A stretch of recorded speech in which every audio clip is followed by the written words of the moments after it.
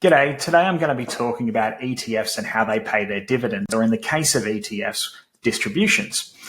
So an ETF, which we use for our Rask Invest accounts here, they're a collection of assets. So be it Australian companies, international companies, it could be property, it could be bonds, term deposits, whatever. It's a combination of assets that you can buy in one share on the Australian Stock Exchange. Now, in the case of our portfolios, we use ETFs to get Australian share exposure, international share exposure, exposure to different bonds, etc. And so as those ETFs go along, they collect income from the companies that they hold. So I've just got the, say, Vanguard Australian Shares Index Fund here. This is what we use for our Australian share exposure. And you can see the banks, BHP, CSL, you'd also see Telstra, Woolworths, etc. in here. And so as those companies earn money from, you spending and buying their services, they will be accumulating that cash, and some of it will be used to, of course, operate the business, and some of it will be paid out to you as a shareholder, and that will then go into the ETF. That ETF will collect that cash, and then once a quarter, any cash that the ETF's collected will be paid out to you as a shareholder. So that comes back into our Rask Invest account here, or if you're a direct shareholder of the ETF, it'll come into your bank account or the bank account linked with your brokerage account. So you can see here, I've gotten a small amount from VAS so far, $25.48. And I've also got a small amount from IVV, which is the S&P 500 ETF, $13.24. Now, this has come in as physical cash into our portfolio.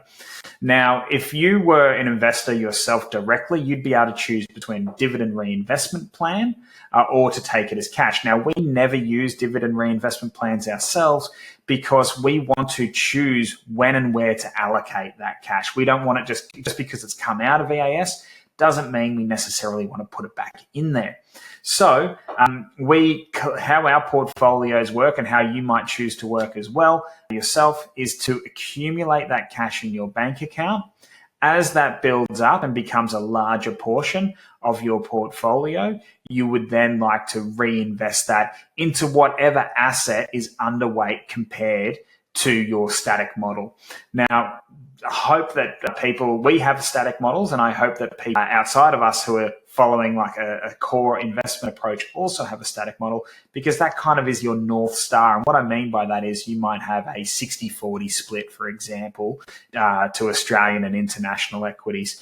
And so whenever one of them's out of weight, you'll be able to take that cash and reinvest that into the underweight asset to be able to bring your portfolio back into balance. Now, just a quick one for those who are interested in Rask Invest.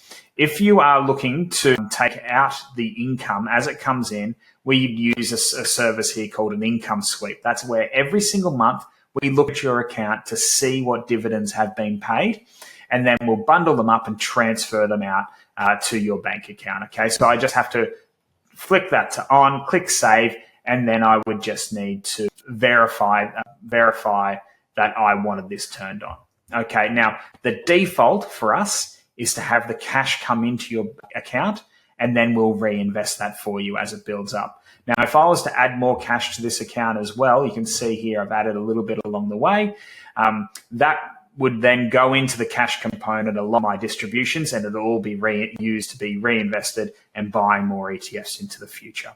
So a quick note as well, even if you reinvest the distributions or you take them yourself, you still pay tax on them. So that's really important. If you're using a DRP or taking the cash, it's still all classified as income and you'll still pay tax. Thanks, and join me for another Rask Invest walkthrough soon. Cheers.